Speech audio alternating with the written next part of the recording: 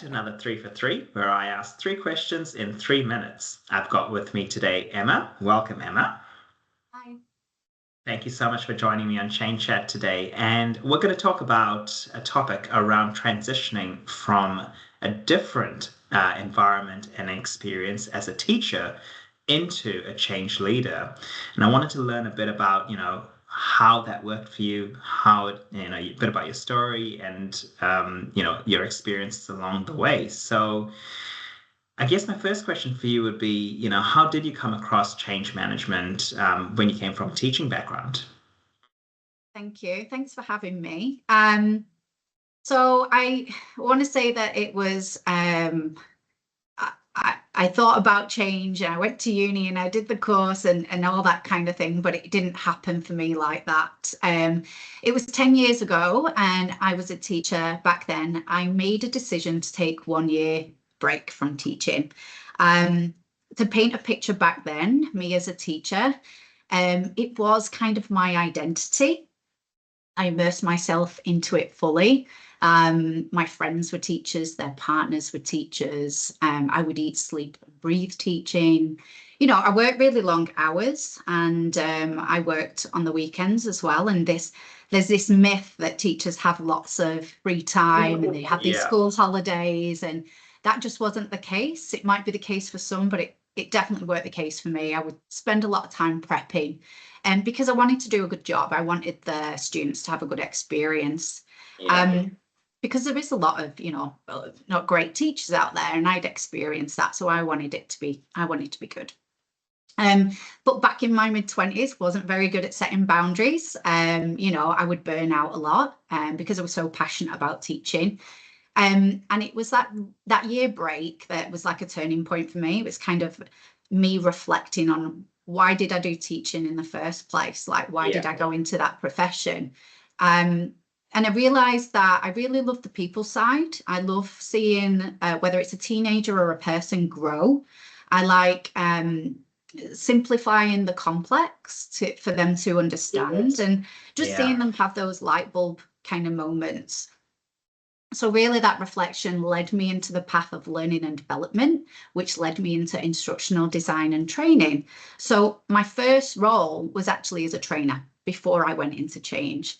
I was working on, I got thrown in right at the deep end, I can't lie. I was on a large digital and educational program. Everything changed: people, processes, systems, new operating model.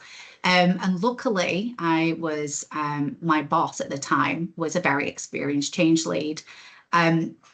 So I really watched her like a hawk.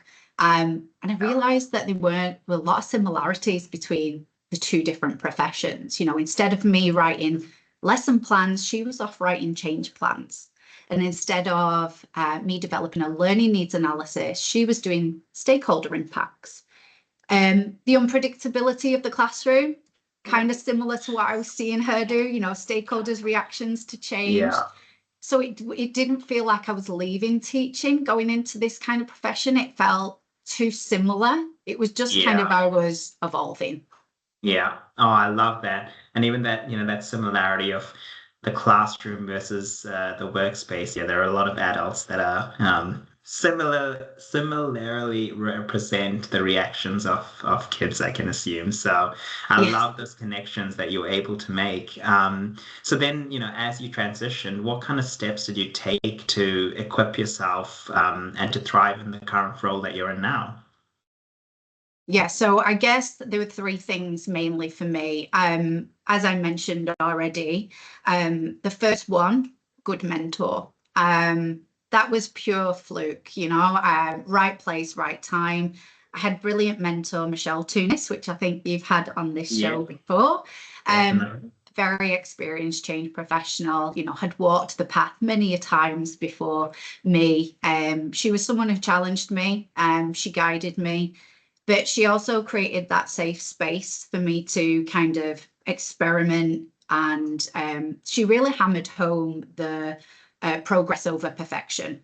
So that was kind of number 1 for me, really great mentor. The second one was, once I kind of established that, yes, this is the path I wanted to go, I needed to learn everything I needed to know about change and people. And so really I started listening to every single free web podcast or webinar that I could, reading books. And then once I was like, yep, this is the path for me, then I started invested in courses through, CMI, and I did a fantastic course through to Mars that gave me really practical, tangible outputs to use on the day. ProSci and learning all those different methodologies was the next step for me. Yeah. And I guess the third one is just taking my own advice, really. I used to tell my students, give them permission, if you like, to fail fast and learn quickly. So that was kind of what I did in myself. Not comfortable. It's not comfortable failing. But every misstep is a lesson, and every reflection, if you like, is a pivot. It's kind of similar in change management, right? When it's not going well, you hope that people won't stick to the plan and they would pivot and whatnot. But I guess those are my top three Nice. that helped. Oh, definitely. And I was, when reflecting on my own personal experience as well, I do see a lot of the similarities of mentorship and, going from informal to a bit more formal and structured learning. It definitely helps and guides you. And I love that, fail fast mentality. That is like a really good growth mindset and a change mindset. I know that there are a few people out there in my network who are teachers who are potentially looking to, transition into the space of change management. So if I was to close off our conversation by asking you, what will be one or two recommendations from you for someone who is still in that teaching space, hasn't yet maybe transitioned, what could be a step that they could take to help them on their journey? Yeah, well, by all means, send them my way. I'm happy to have a chat with them, Theo. I connected with a lot since I've become a change manager with a lot of teachers that have transitioned to change. So I guess speaking to people would be one of my tips. Speak to as many different people. I do try to connect with, when I go back to England, I connect with all my teachers and see how they're going. But yeah, reach out to people, speak to people is number one. But be curious, explore what stepping stone careers are out there. It's easier said than done, because I was literally like, I don't know what to do beyond teaching. It just feels sometimes you're very boxed in, but you've got to kind of realize that your skills are more transferable than what you think. Teaching gave me a lot of things. It's not a one and done, it's not, I've done that thing and I don't apply the things that I learn. I absolutely do. Teaching gave me empathy.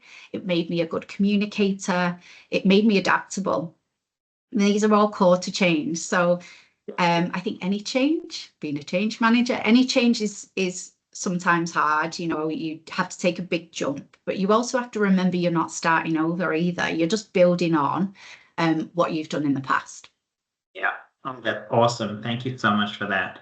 The feedback and for the comments and thoughts that you've put into obviously your experience and talking through these questions. We'll wrap it up there. Honestly, again, thank you so much for joining me. For those listening, as always, I encourage you to connect with Emma and or myself. Feel free to leave any questions or comments below, and we look forward to the conversations that come out of this post. So thank you again, Emma, for joining me. Amazing. Thanks, Theo.